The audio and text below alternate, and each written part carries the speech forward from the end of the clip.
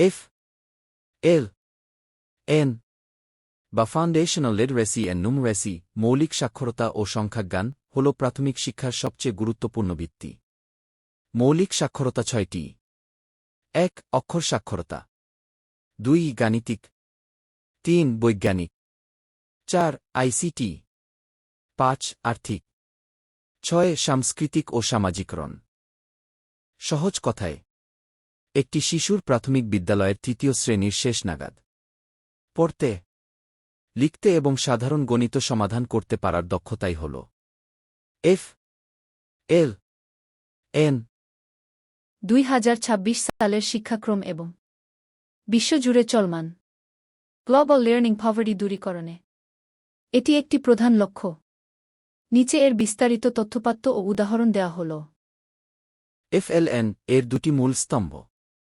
FLN মূলত দুটি ভাগে বিভক্ত। ফাউন্ডেশনাল লিটারেসি মৌলিক সাক্ষরতা, কোনো ভাষা যেমন বাংলা বা ইংরেজি পড়ে বুঝতে পারা, সাবলীলভাবে কথা বলতে পারা এবং নিজের চিন্তা লিখে প্রকাশ করার ক্ষমতা। ফাউন্ডেশনাল নিউমেরাসি মৌলিক সংখ্যাজ্ঞান, সংখ্যা চেনা, সংখ্যার তুলনা করা এবং দৈনন্দিন জীবনের সাধারণ গাণিতিক সমস্যার যোগ, বিয়োগ, গুণ, ভাগ সমাধান করতে পারা। ২ কেন FLN এত গুরুত্বপূর্ণ?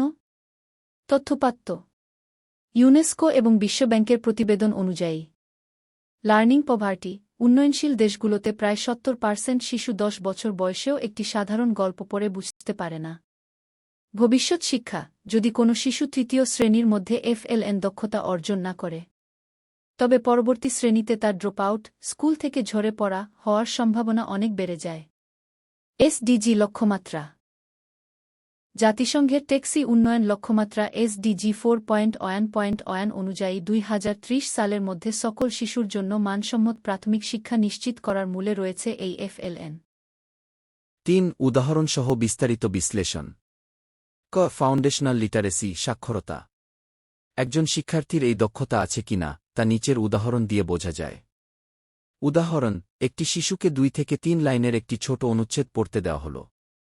যদি সে প্রতিটি শব্দ আলাদা করে না পড়ে একটানা সাবলীলভাবে পড়তে পারে এবং পড়া শেষ করে বলতে পারে গল্পটি কি নিয়েছিল, তবেই তার লিটারেসি দক্ষতা অর্জিত হয়েছে। খ ফাউন্ডেশনাল নিউমারেসি সংখ্যাজ্ঞান। এটি কেবল মুখস্থ নামতা বলা নয়, বরং সংখ্যার ধারণা বোঝা। উদাহরণ, একটি শিশুকে বলা হল, তোমার কাছে 10টি মার্বেল ছিল, তুমি বন্ধুকে 3টি দিলে আর বাবা তোমাকে আরও 5টি দিল। এখন তোমার কাছে কয়টি আছে? শিশুটি যদি এটি মনে মনে হিসাব করে 12টি বলতে পারে, তবে তার নিউমারেসি দক্ষতা সঠিক পথে আছে। ৪ বাংলাদেশে FLN এর বর্তমান প্রেক্ষাপট। বাংলাদেশ সরকার চতুর্থ প্রাথমিক শিক্ষা উন্নয়ন কর্মসূচি PEDP4 এবং নতুন শিক্ষাক্রমের মাধ্যমে FLN এর উপর জোর দিচ্ছে। জাতীয় শিক্ষাক্রম ২০২৫ পরিমার্জিত।